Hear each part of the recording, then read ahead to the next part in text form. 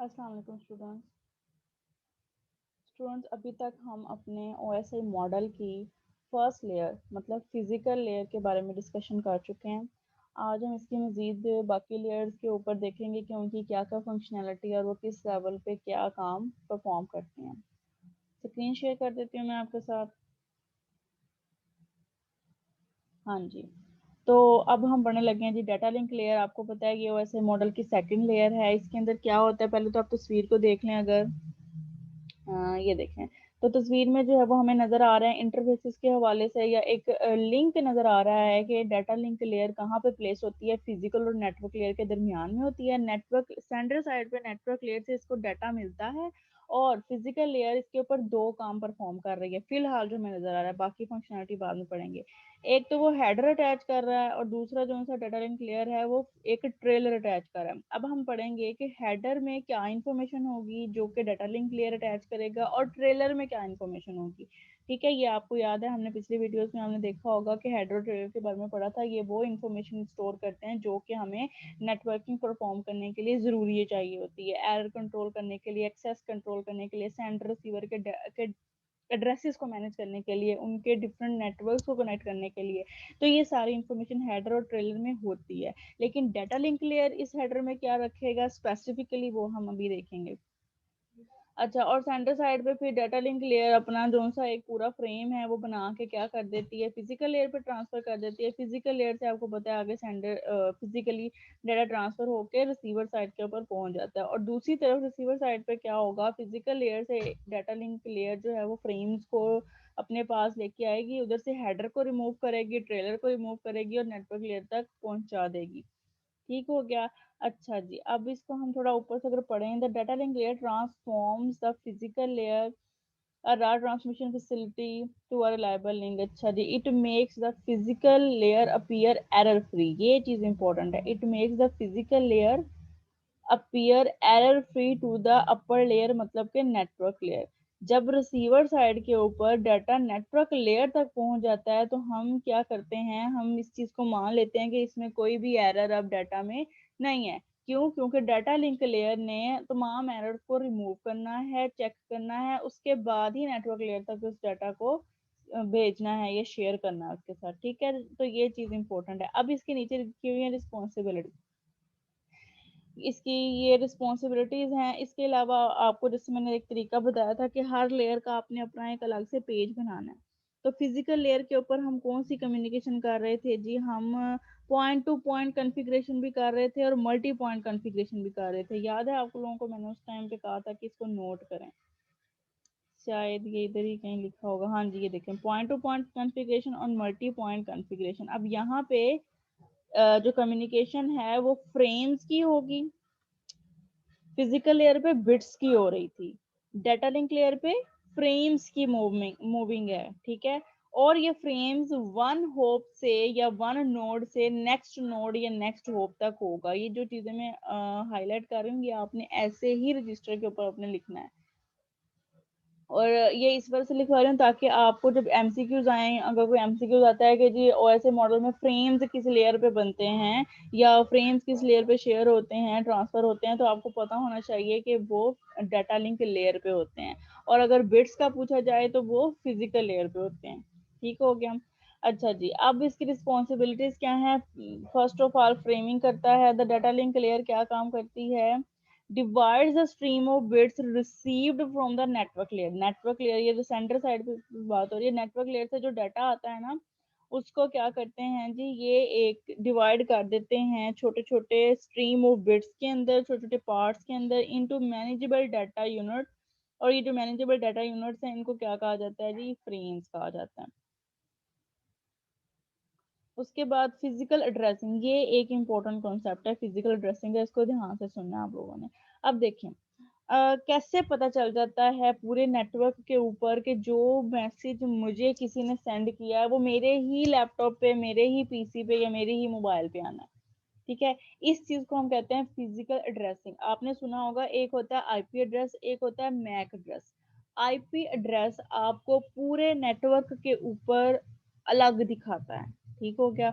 आपको ये IP address में ये इंफॉर्मेशन होती है कि ये फलां कंट्री का, फलां डोमेन का, फलां एरिया का जो है वो एक एड्रेस है। ठीक हो गया, ये आईपी एड्रेस की इंफॉर्मेशन है। अब एक आईपी एड्रेस के आगे हम सबनेटिंग करके दूसरों के साथ भी शेयर कर लेते हैं, तो फिर ये गड़बड़ हो जाएगी। अब जहाँ पे एक आईपी एड्रेस को शेयर करके बाकी सारे अपने पूरे ऑफिस के अंदर पीसीज को लगाया गया है या फिर लैपटॉप्स को अटैच किया गया है, तो इस तरीके से अब हम क्या करेंगे, इसका क्या तरीका होगा कि हम लोग फिजिकल एड्रेसिंग की तरफ जाएंगे।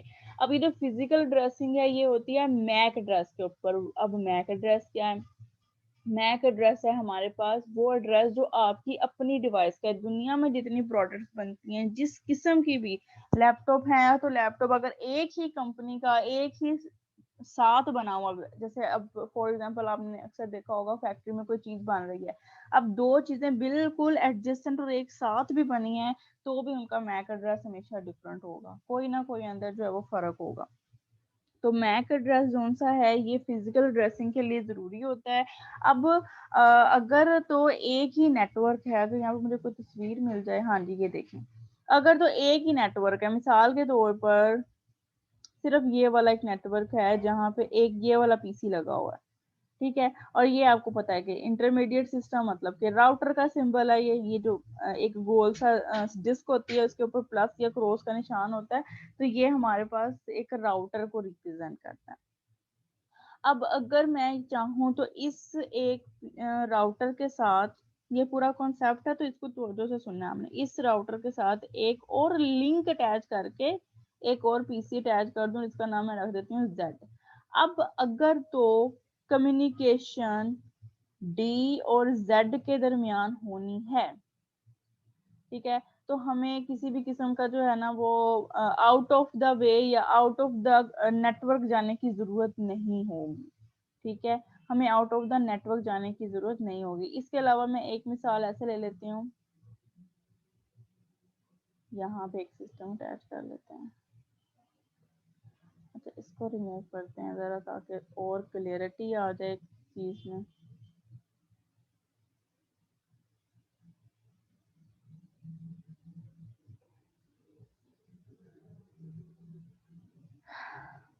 ये देखें, ये एक सिस्टम है, ये जेड में बना देती हूँ, ठीक है। अगर जेड और डी के दरमियान कम्युनिकेशन होनी है तो हमें इस राउटर के पास जाने की जरूरत नहीं होगी। ये हमारा एक ही सिस्टम है, ये हमारा एक ही नेटवर्क है, और इसके दो नोड जब आपस में कम्युनिकेशन करेंगे तो राउटर के पास जाने की जरूरत नहीं है। राउटर हमेशा नेटवर्क लेयर पे काम करता है, ये चीज आपने याद रखनी है, राउटर हमेशा नेटवर्क लेयर पे काम करता है। तो यहाँ पे एक लाइन लिखी होगी नीचे,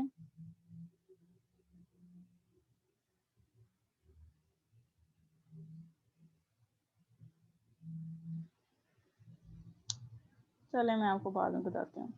फिलहाल अगर हमें देखो ना एक ही सिस्टम के अंदर हमने कम्युनिकेशन करनी हो तो राउटर की जरूरत नहीं है, तो हम कह सकते हैं कि हम नेटवर्क लेयर को स्किप कर सकते हैं। अगर आपने मेरी पिछली वीडियो देखी है तो आपको पता चल जाएगा, मैंने वहां पे एक बात की थी कि हम अपनी मर्जी से अपनी फैसिलिटी के अकॉर्डिंग और अपनी मतलब जरूरत के अकॉर्डिंग लेयर्स के अंदर से किसी एक आधी लेयर को जो है या दो लेयर्स को स्किप कर सकते हैं, ठीक है। अब यहाँ पे अगर एक ही सिस्टम के दो लिंक्स आपस में जुड़े हुए हैं तो राउटर की जरूरत नहीं है, दैट्स वाई हम कह सकते हैं कि यहाँ पे नेटवर्क लेयर की जरूरत भी नहीं होगी। एक चीज, अब बारी आ गई दोबारा से फिजिकल एड्रेसिंग। फिजिकल एड्रेसिंग क्या होगी, मैं कहती हूँ इसका नंबर है 1 और इसका नंबर है 2 और इसका नंबर है फॉर एग्जांपल 10। अब अगर 1 ने 2 नंबर को कम्युनिकेशन करनी है तो रिसीवर का एड्रेस में क्या लिख दूंगी 2। एक ये सिस्टम है, इसका एड्रेस है आप मान लें कि 15, ठीक है। अब जो फ्रेम डाटा लिंक लेयर ने तैयार किया है डी से जेड की तरफ लेके जाने के लिए, तो वो उसके हेडर के अंदर इंफॉर्मेशन अटैच करेगा रिसीवर के एड्रेस की। रिसीवर का एड्रेस क्या लिखा जाएगा, इसका 1 है, इसका 2 है, तो सेंडर क्या होगा 1 और रिसीवर में क्या आना चाहिए यहाँ पे अब 2, ऐसा ही है। तो ये हमारे पास फिजिकल एड्रेसिंग हो गई कि अगर एक ही सिस्टम के दो डिवाइसेस हैं तो रिसीवर के एड्रेस के अंदर एक्चुअल रिसीवर का ही एड्रेस होगा, ठीक है। लेकिन अगर हमने इस डी से डाटा को सेंड करना है इस ए के पास, तो हमें राउटर की जरूरत पड़ेगी। लिंक कैसे डेवलप होगा, यहाँ से जाएगा राउटर के पास, राउटर से अगले राउटर के पास, और इस लिंक से यहाँ तक ये लाइन बन रही है। तो हमें जो है वो क्या करना पड़ेगा, ये जो एक फ्रेम है ना, इसके रिसीवर साइड के ऊपर हम लोग डायरेक्ट 15 नहीं लिख सकेंगे, ठीक है। इसके रिसीवर साइड के ऊपर हम डायरेक्ट 15 नहीं लिख सकेंगे, हमें पहले लिखना पड़ेगा 10। क्यों? क्योंकि पहले डाटा किसके पास जाना है, 1 से इस राउटर के पास, और इसका एड्रेस हमने रखा हुआ था 10 आ गया। अब जब इस राउटर से इस राउटर के पास डाटा जाएगा तो दोबारा से ये फ्रेम चेंज हो जाएगा, इसका सेंडर जो सा है वो 10 हो जाएगा, और इसका रिसीवर आप समझ लें, यहाँ 20 लिख लेते हैं, इसका रिसीवर हो जाएगा जी 20। फिर इस राउटर से जब दोबारा इसके पास जाएगा तो फिर इसका सेंडर और रिसीवर चेंज हो जाएगा, इसका सेंडर हो जाएगा 20 एड्रेस, और इसका रिसीवर क्या हो जाएगा 15। आई होप सो कि आपको अब समझ आ गई होगी। जब ओवर द नेटवर्क हमारा मैसेज या कोई भी फ्रेम डिलीवर होगा, तो फिर हम उस डिवाइस का एड्रेस रिसीवर के पार्ट में डालेंगे जिसने कम्युनिकेशन परफॉर्म करवानी है। अब इसको हम रीड करते हैं, आपको ज्यादा बात समझ आएगी। If frames are to be distributed to different systems on the network, systems different हैं लेकिन नेटवर्क एक ही है। The data link layer adds a header to the frame to define the sender and receiver of the frame. तो actually जो receiver और sender थे, D और जेड थे, सिर्फ इन्हीं का जो है वो हमने नेम लिख दिया था या एड्रेस लिख दिया था 1 और 2, ठीक है, डी और जेड का। लेकिन if the frame is intended for a system outside the sender's network, जैसा कि यहाँ पे अगली एग्जांपल में हमने क्या किया था, outside the sender network लेके गए थे, the receiver address is the address of the device that connects the network। और यहाँ पे कौन कनेक्ट कर रहा है जी इन दो को, पहले ये राउटर कर रहा है फिर ये राउटर कर रहा है। अब आपको बात समझ आ गई होगी कि इसकी सारी तफसील क्या है। दोबारा रिपीट कर रही हूँ, सम अप कर रही हूँ। अगर एक ही नेटवर्क की दो चीजें आपस में, दो डिवाइसेस आपस में कम्युनिकेट कर रही हैं, राउटर की जरूरत नहीं है। एक्चुअल सेंडर एक्चुअल रिसीवर का फ्रेम के अंदर हेडर लगा के एड्रेस डाल दिया जाएगा। लेकिन अगर सेंडर के नेटवर्क से बाहर निकल के किसी जगह पे हमने मैसेज को सेंड करना है, तो रिसीवर के अंदर हम लोग एक्चुअल रिसीवर का एड्रेस नहीं डालेंगे, बल्कि उस डिवाइस का एड्रेस डालेंगे जिसने कम्युनिकेशन को परफॉर्म करवाना है, जिसने नेटवर्क को बिल्ड करना है। ठीक है जी। अच्छा, अब ये क्या है, इनको भी ना हमने डिटेल से पढ़ना है, आपके कोई मिड के बाद इसको पढ़ेंगे।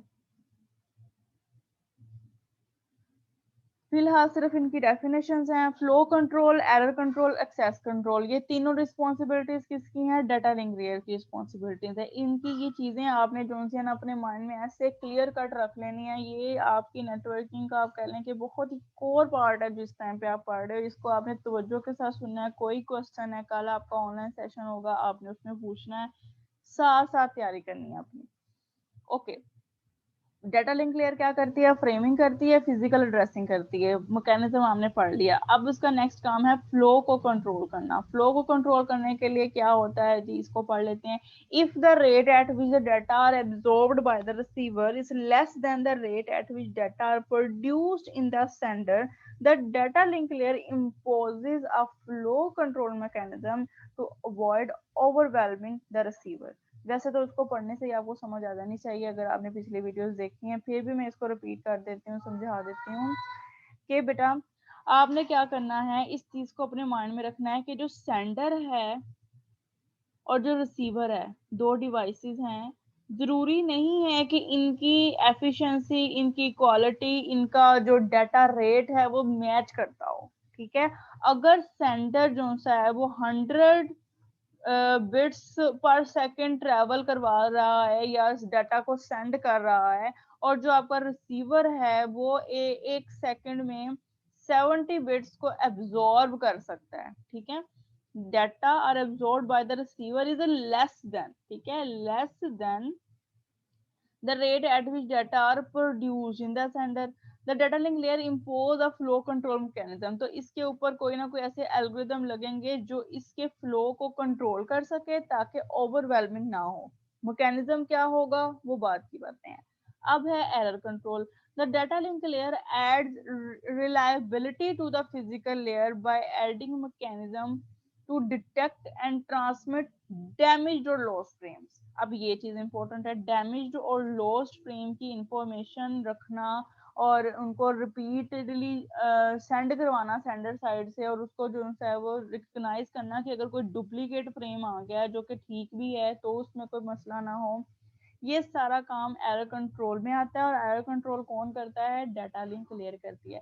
इसीलिए हमने ऊपर बात की थी कि जब नेटवर्क लेयर डाटा रिसीव कर लेती है डाटा लिंक लेयर से, तो हम उसको कह सकते हैं कि अब इसमें कोई भी एरर नहीं है।